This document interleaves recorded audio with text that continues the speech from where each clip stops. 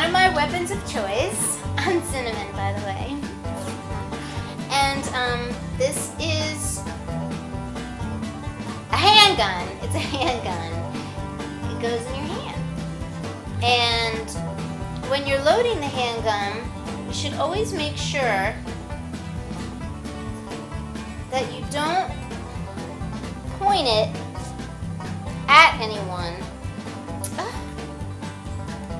Is this where the bullets go? Can somebody help me with this? Wait a minute. When you're trying to fire, you just aim. You always point a gun when it's loaded.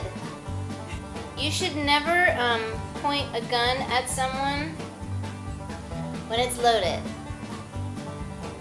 You should never point a gun at someone until you're ready to fire.